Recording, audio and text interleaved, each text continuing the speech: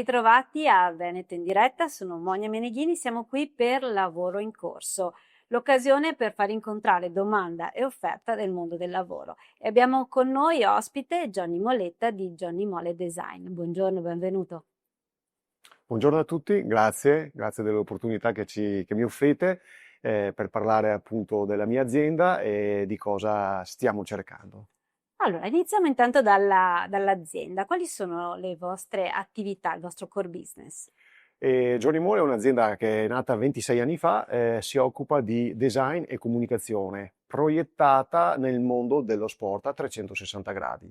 Da buon ex sportivo e vivendo e lavorando appunto nel distretto dello sport, questa è un po' la nostra mission, rendere prodotti e aziende non soltanto efficaci e performanti, ma anche belle. Anche belle, voi avete anche vinto un premio recentemente, mettiamo subito un po' di lustro. Sì, diciamo che l'ultima medaglia, una medaglia che portiamo fieramente al petto, è aver lavorato con la FISI, la Federazione Italiana Sport Invernali, nel creare la livrea, la grafica appunto del Bob A2, A3, A1 e A4, che saranno appunto presenti nella prossima Coppa del Mondo, ma soprattutto alle prossime Olimpiadi Milano Cortina. Quindi un'azienda interessante che sta cercando però una nuova figura per un progetto, un sogno. Sì, I have a dream è il nostro motto, siamo dei sognatori e il sogno continua, stiamo cercando una figura che ci dia la possibilità di entrare ancor più nelle aziende, quindi una figura di carattere commerciale che vada a promuovere i nostri servizi e a logicamente portare a casa anche nuovi progetti. Ho sbirciato il vostro sito, è ricco lo staff di professionisti, ma anche un interessante portfolio con case stories interessanti. Sì, in 26 anni di lavoro abbiamo avuto la possibilità di cimentarsi su diversi progetti.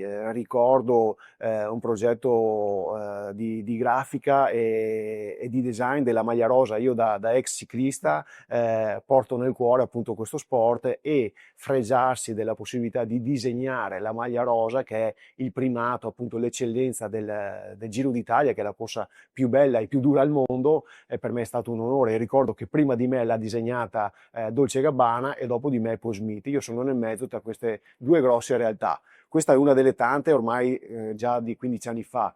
Poi abbiamo appunto avuto la possibilità di lavorare in ambito design con una concept bike, la Dream Machine, con la quale abbiamo avuto un premio durante una fiera asiatica all'incirca 5 anni fa e un Red Dot vinto 3 anni fa con un video di animazione 3D.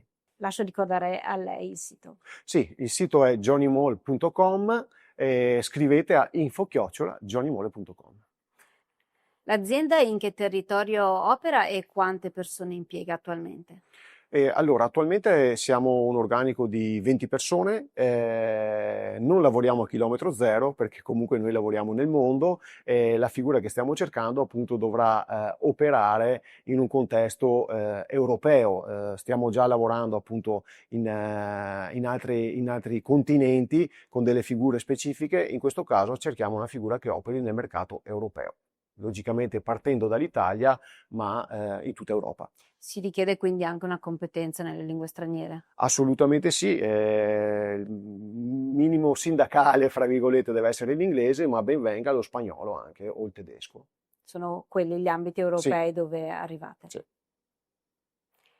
La ringrazio di essere stato qui con noi, le auguro una buona ricerca, una buona continuazione di ricerca, speriamo che il lavoro in corso le sia utile. Grazie, grazie anche a voi.